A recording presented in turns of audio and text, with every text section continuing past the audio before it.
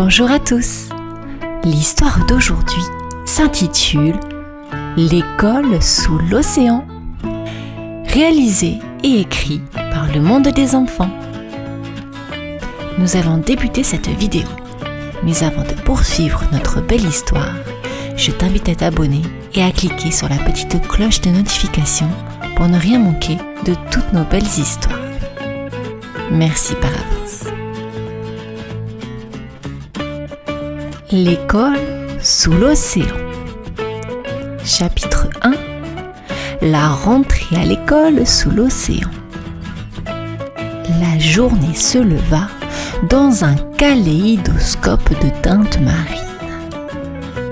Les rayons du soleil scintillaient à travers les vagues, baignant les fonds océaniques d'une lueur dorée.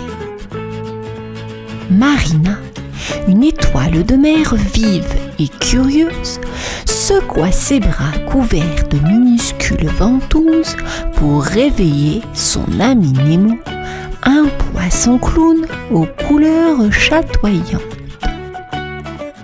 Debout, Nemo! Aujourd'hui, c'est le grand jour. L'école des profondeurs nous attend.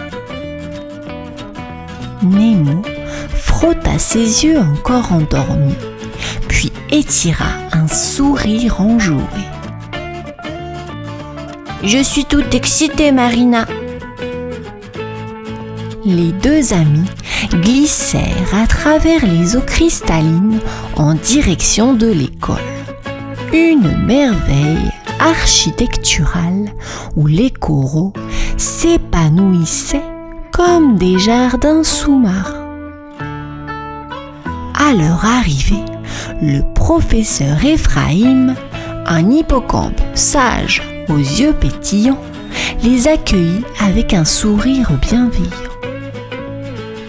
Bienvenue à l'école des profondeurs, où l'apprentissage devient une aventure aquatique inoubliable, dit-il d'une voix mélodieuse. L'excitation palpitait dans l'air tandis que les élèves, aux formes et aux couleurs variées, s'apprêtaient à plonger dans un monde sous-marin plein de découvertes et de mystères. Chapitre 2. La salle de classe vibrante. La salle de classe était un spectacle digne de la grande barrière de corail.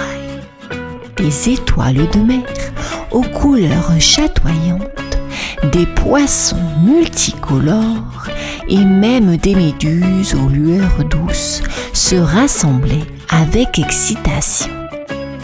Oscar, le poulpe farceur aux tentacules ondoyants, jonglait avec des bulles tout en chuchotant à Marina. Tu sais, Marina, j'attends avec impatience notre cours de mathématiques aujourd'hui. Les calculs sous-marins sont fascinants. Marina acquiesça, ses bras regorgeant de curiosité. Et moi, Oscar, j'ai hâte de découvrir les secrets de la musique sous-marine. Peut-être pourrons-nous composer notre propre symphonie aquatique. À l'avant de la classe, le professeur Ephraim se tenait, gracieux comme une danseuse de ballet aquatique, prêt à guider les élèves dans leur exploration des merveilles de l'océan. Dans cette salle de classe, vibrant d'enthousiasme et de diversité, les élèves étaient prêts à plonger tête première dans l'aventure de l'apprentissage, désireux de découvrir les trésors cachés du monde sous-marin. Chapitre 3. La magie des profondeurs.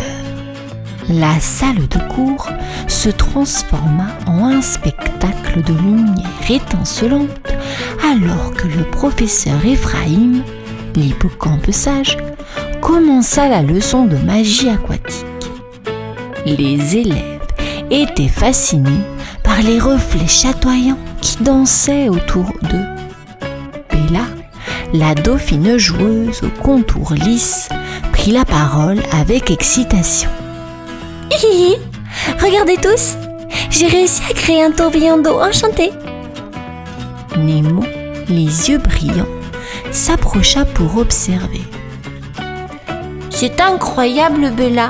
Comment as-tu fait ça? Bella sourit, ses nageoires se balançant gracieusement. La magie des profondeurs réside dans la connexion avec l'océan qui nous entoure. Il faut juste laisser son cœur danser avec les courants. Les élèves se mirent à créer leurs propres enchantements aquatiques.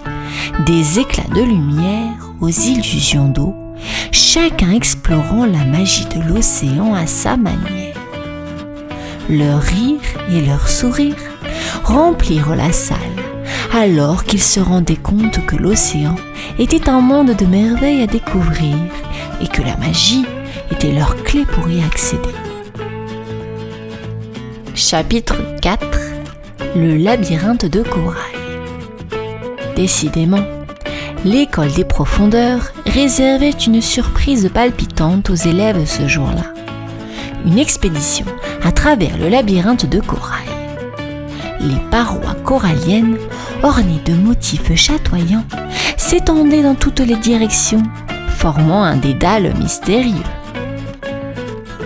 Max, le requin au sourire bienveillant, se porta volontaire pour guider le groupe à travers ce labyrinthe sous-marin. Sa présence rassurante apaisa les inquiétudes des autres élèves. « Suivez-moi, les amis !» déclara Max en nageant gracieusement devant eux, son dos puissant, glissant entre les parois coralliennes. Marina et Nemo, leurs yeux émeraudes pétillants d'anticipation, suivirent le groupe. Les secrets de cet enchevêtrement de corail les intriguaient. Ils se laissèrent emporter par l'excitation de l'inconnu, tout en restant à l'écoute des murmures d'eau de l'océan qui les entourait. À chaque tournant du labyrinthe, de nouvelles merveilles sous-marines se dévoilaient, renforçant leur désir de continuer leur exploration des mystères de l'océan. Chapitre 5. La chasse au trésor. Au cœur du labyrinthe de corail, les élèves découvrirent une grotte secrète, baignée d'une lueur douce et mystérieuse. Oscar, les yeux pétillants d'excitation, s'écria « Regardez ce que j'ai trouvé !» À l'intérieur de la grotte, des perles étincelantes gisaient sur le sol rocailleux, formant un trésor resplendissant. Marina, avec son étoile brillante, les contempla avec émerveillement. « C'est notre trésor caché !» Nemo, les nageoires frétillant de joie, ajouta. « C'est comme si l'océan nous offrait un cadeau, une récompense pour notre courage. » Les amis rassemblèrent les perles dans un sac fait de coraux tressés, chacun sentant que ce trésor n'était pas seulement fait de gemmes scintillantes, mais aussi de souvenirs précieux de leur aventure partagée. Ils quittèrent la grotte en riant, portant avec eux le trésor de l'amitié et de la découverte. Le labyrinthe de corail n'était qu'un début, et ils savaient que de plus grandes aventures les attendaient dans les profondeurs de l'océan. Chapitre 6. La leçon de navigation. La journée suivante, les élèves de l'école des profondeurs se rassemblèrent pour une leçon de navigation sous-marine. Le professeur Ephraim, son corps gracieux, ondulant tel un ruban dans les courants, se tenait devant eux. Pour explorer les merveilles de l'océan, vous devez apprendre à naviguer avec sagesse. dit-il d'une voix mélodieuse. Et qui de mieux pour vous guider que les étoiles des mers ? Marina et Nemo échangèrent un regard curieux. Ils se joignirent aux autres élèves alors que le professeur Ephraim leur montrait comment utiliser les constellations d'étoiles marines pour se repérer dans les profondeurs de l'océan. Les étoiles de mer dans le ciel sous-marin brillaient d'une lueur mystique et bientôt les élèves commencèrent à comprendre comment se servir de cette carte céleste pour trouver leur chemin. Ensemble, ils résolurent des énigmes étoilées et explorèrent les recoins les plus secrets de l'océan. La leçon de navigation ne faisait que renforcer leur détermination à découvrir les trésors cachés de l'immensité bleue qui les entourait. Chapitre 7. La fête des méduses lumineuses. Une soirée extraordinaire se préparait à l'école des profondeurs. Les élèves étaient invités à une fête unique au cœur d'un banc de méduses lumineuses. Leur lumière douce illuminait les fonds marins, créant une ambiance magique.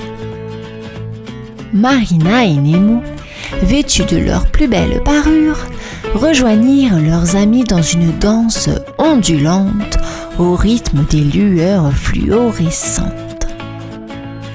Les méduses s'élevaient et descendaient en douceur, créant un spectacle hypnotique. Bella la dauphine se glissa gracieusement à travers les méduses, les incitant à danser en harmonie avec elle. Oscar, le poulpe farceur, jongla avec des bulles phosphorescentes, ajoutant une touche de magie à l'atmosphère. Max le requin se joignit à la danse avec élégance, brisant les préjugés sur les requins. L'océan résonnait de rires et de chants, et les élèves se sentaient plus proches que jamais. Cette soirée unique renforça leur amitié et leur amour pour l'océan. Ils comprirent que l'océan était un lieu de magie, d'émerveillement et d'aventure, et que chaque jour apportait une nouvelle découverte. Chapitre 8. L'amitié de Max. Au fil des jours passés à l'école des profondeurs, Max le requin avait montré son véritable caractère. Gentil, attentionné et prêt à aider ses amis. Il avait gagné leur confiance et leur amitié. Un jour, Bella la dauphine avait exprimé son désir de nager plus rapidement pour explorer les récifs lointains. Max, avec sa vitesse impressionnante, avait offert son aide. Il se lançait à présent dans des courses à travers les eaux cristallines, les rires et les éclats d'eau remplissant l'air. Marina et Nemo avaient également appris à connaître Max. Ils s'étaient rendus compte que les préjugés sur les requins étaient infondés. Max était une preuve vivante que l'amitié pouvait transcender les différences. La diversité des amis à l'école était l'une des choses qui la rendait si spéciale. Chacun apportait quelque chose d'unique et tous étaient liés par une amitié sincère et une passion commune pour l'océan. Cette amitié, tissée au fil des jours passés ensemble, était un trésor inestimable, bien plus précieux que tout ce qu'ils pouvaient trouver dans les profondeurs de l'océan. Chapitre 9. La découverte d'une épave. C'était une matinée brumeuse. les élèves de l'école des profondeurs étaient en pleine exploration des fonds marins. Alors qu'ils nageaient au-dessus d'un récif corallien, Marina, les yeux émeraudes pétillants d'excitation, aperçut quelque chose d'intrigant. Une épave de navire gisant silencieusement au fond de l'océan. Ils approchèrent avec précaution, les yeux rivés sur les vestiges du passé. Les algues avaient recouvert le navire, créant un spectacle presque féerique de couleurs et de formes. Nemo, curieux, demanda: « Je me demande quel genre de trésor pourrait se cacher là-dedans. » Oscar, le poulpe farceur, plongea pour inspecter de plus près. Il y a des coffres en bois, de vieux livres et même une mystérieuse carte au trésor. Ils réalisèrent que cette épave était une fenêtre sur le passé, un rappel des aventures qui avaient eu lieu dans les profondeurs de l'océan, bien avant leur époque. La découverte de l'épave alimenta leur désir de connaître l'histoire de l'océan et les aventures qui les attendaient. Chaque coin sombre de l'océan contenait des secrets et des merveilles à découvrir, et ils étaient plus que prêts à les explorer tous. Chapitre 10 : La grande course sous-marine. L'excitation était à son comble à l'école des profondeurs, alors que la journée de la grande course sous-marine était enfin arrivée. Les élèves se rassemblèrent sur la ligne de départ, leurs nageoires frétillant d'impatience. Le professeur Ephraim, l'hippocampe sage, se tint au centre de l'arène sous-marine, sa voix douce portée par les courants. « Que la course commence !» Les élèves plongèrent dans l'eau avec grâce, se faufilant entre les coraux et zigzagant autour d'algues ondulantes. Chacun montrait ses compétences uniques, Bella avec sa grâce aquatique, Oscar avec sa rapidité étonnante et Max le requin avec sa puissance. Marina et Nemo, déterminés, nageaient côte à côte, se soutenant mutuellement. Ils se sentaient vivants, l'océan vibrant autour d'eux. La course n'était pas seulement une compétition, mais une célébration de l'amitié, du partage des connaissances et du plaisir d'être ensemble.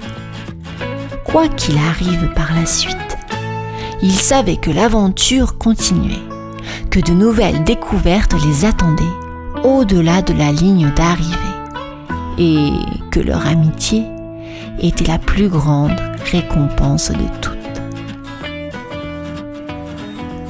Et c'est ainsi que cette histoire se termine. J'espère qu'elle t'aura plu. Je te dis à bientôt. Au revoir. Bonjour à tous. L'histoire d'aujourd'hui